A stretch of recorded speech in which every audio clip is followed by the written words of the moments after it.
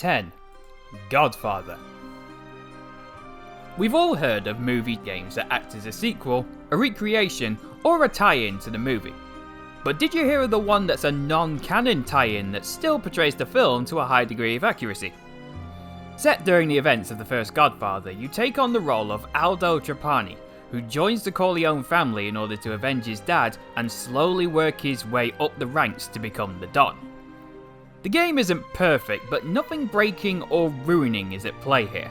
The graphics are mediocre, with Aldo clearly standing out when compared to the models that had more work put on them to make them look like the movie actors. The worst you'll encounter is your immersion might break on the odd occasion due to just odd things happening. You look like you want to talk to me? You must be the new guy I heard of. Interested in making a little money? Hey, sure. What can I do for you? There's a barber on Mott Street, protected by the Tatalias. As for the game itself, it's a decently put together title. Some of the actors have recorded new lines just for the game, and it lets you see hypothetical in-betweens for key parts of the movie. The mechanics are competent, if a little flawed, but don't hinder your abilities too much, and they can be improved as you level up. Aldo also has voice lines, so you actually feel like you're a part of the story, and when you decide you want to break free of the story, you can go and extort some business owners or raid rival family warehouses to increase your income. It may not look like much, but what it has got is good enough, and for those of you that haven't even seen a Godfather film, luckily for you, it's organised in such a way that you can keep track of what's going on regardless.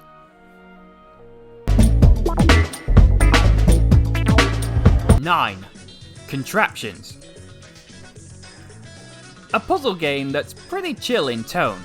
You'll be presented with a series of pointless tasks and a limited set of tools that you'll need to complete said task. The best part is there isn't just one solution to the puzzle. You can find solutions that won't need all of the tools to achieve, which you can also use as a flex on the game when you see what the programmer's solutions were. Or you can just dick around in the sandbox mode and see what strange and equally pointless machines you can make. It may not be much to look at, but this simple game is an addicting and somehow relaxing game that gives a satisfying sense of accomplishment when you finish a level and genuinely helps build your problem solving skills. Highly recommend this one to anyone who is more of a laid back, casual and older gamer.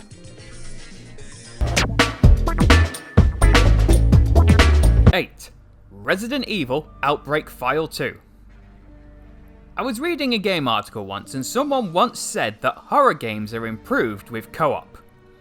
While that is certainly not true for every horror game, it certainly does change the experience, for better or worse. For Outbreak, I'm glad to say it's for the better. With already limited supplies on a level, adding a second, third or fourth player makes the strain of sharing even tougher. Not only that, but you need to consider who gets what, when do you split up, should you split up. Outbreak makes these choices matter. Myself and Evolved Pixel got to try this online together and we made a video on it. You know where the link's going to be if you're interested in that. But the long and short of it? Choosing from one of 8 characters who have their own skills, you can either play alone with AI or a team of 4 players as you navigate your way through the city while fighting the ever-growing army of the undead. Your character choice will determine what routes are available, how you will approach the level, and what can and cannot be accessed. Meaning you will need to replay levels, not just to experience it all, but to also unlock new characters and modes to try out.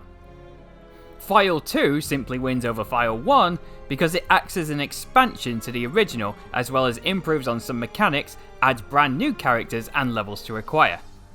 I missed out on playing this when I was a teenager, but thanks to fan servers, I can now, and still do, experience it online, and I love it.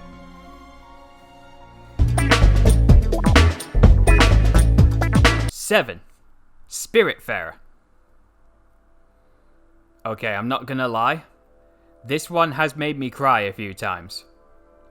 Don't be deceived by the welcoming smile of the protagonist or the bright and beautiful graphics. Dark and depressing tones hide within the lines here, and I was not okay at times.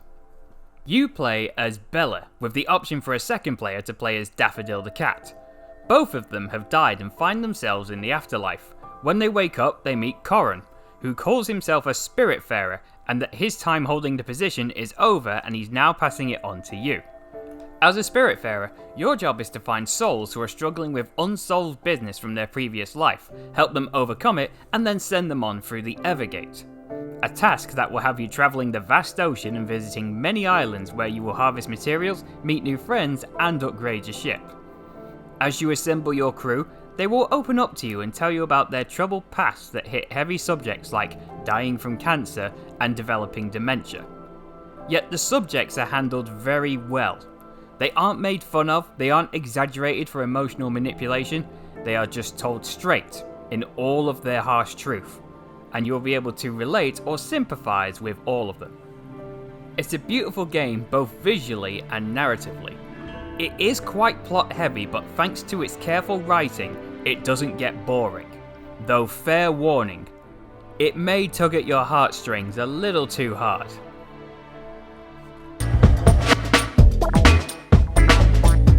Six, Lost Planet 2. Another series that sadly got stricken with sequel syndrome, Lost Planet went from good to better to The second entry was still as fast-paced and action-packed as the first, but they added fully playable 4-player co-op campaigns to it, each chapter following the story of a faction who each have differing motivations for being on the planet and fighting for supremacy. Playing the game is a little complicated. Constant movement and the kind of fidgety controls do make it confusing at first. But after a while you'll get used to it and you'll be pulling off badass moves in no time. The weapons you collect will also make you feel like a killing machine, and while the catalogue is somewhat small, they are all effective and easy to use. Hell, you can even rip off a gun from a mech suit and use it Schwarzenegger style. Character and arsenal customization are present, and you can unlock more options via a slot machine. Not the most ideal way to unlock features, but at least it doesn't cost real money. It also has some great levels complemented by the game's good graphics, and when you play with your friends, the cooperation and tactics you need to keep each other safe or expose weak points on a monster are vital. Everyone's got a part to play, and it'll be one hell of a ride you won't forget.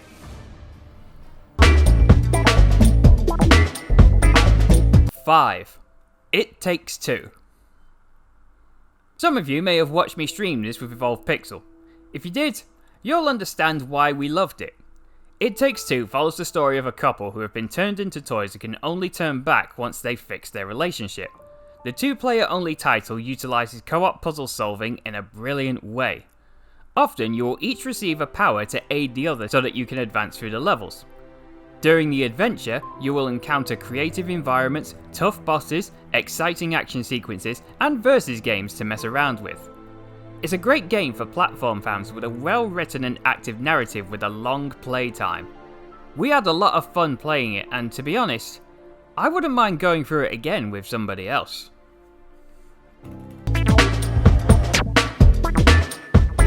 4.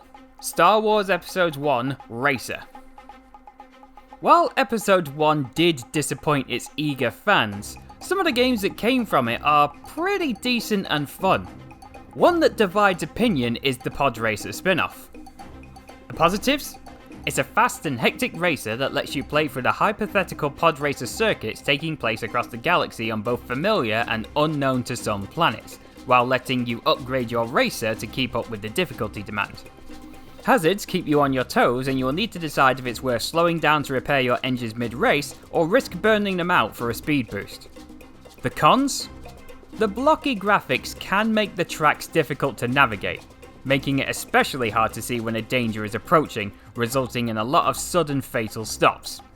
In some cases, the dangers are just near enough impossible to avoid due to the track design. Overall, it's a 50-50 if you're gonna like this. Childhood bias goes deep on this one, but even replaying it now as an adult, I still got a lot of enjoyment out of it despite its flaws. 3.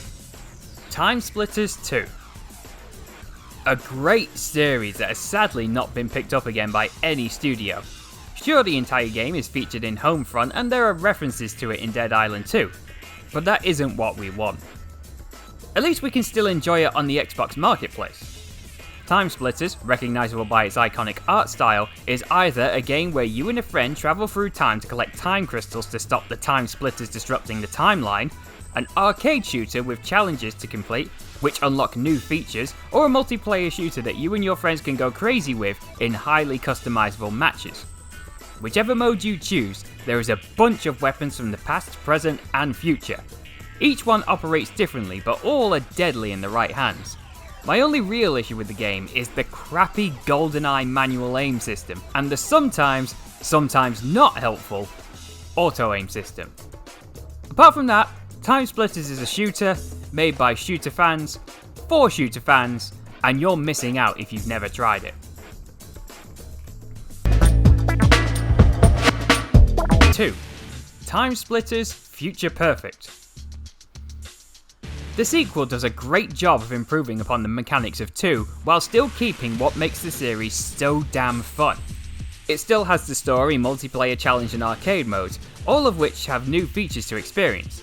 But the main change from the story is now Cortez doesn't change into another person when he travels back in time, and a lot more humour has been injected in.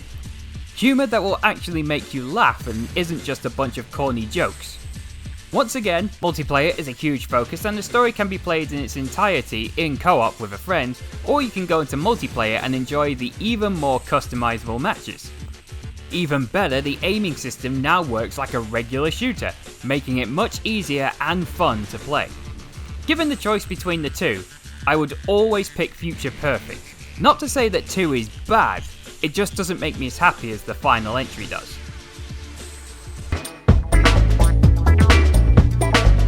1. Micromaniacs. It might be anticlimactic for some of you, but it is the truth. With all the advancements that have been made in gaming, and some of the stuff that we can enjoy today, sometimes the old stuff is just better to me, Micromaniacs being the best. When I rebranded to Spectrum Z, this was the first Have You Heard video I did, so if you want a deeper dive into it, the link will be at the end. But to give you the short and sweet, Micromaniacs is a fast and crazy top-down racer that features a strange superpowered character roster who are competing against each other to win the privilege of being fully sized again. The challenge tracks are full of gimmicks, jokes and dangers with great looking environments. At least for the time. Each character has upgradable superpowers that can be used to get the edge over your opponents. From paralysing music, laser cannons, and fireball farts, each character is unique and you're going to love each one of them in your own way, with one of them being your personal favourite at least. It also goes up to 8 players simultaneously to make the most chaotic experience you can imagine on the PS1. If ever you get the chance to try it, go for it. It's a great time with a good amount to do and unlock. An absolutely underrated gem that needs a remaster or a sequel.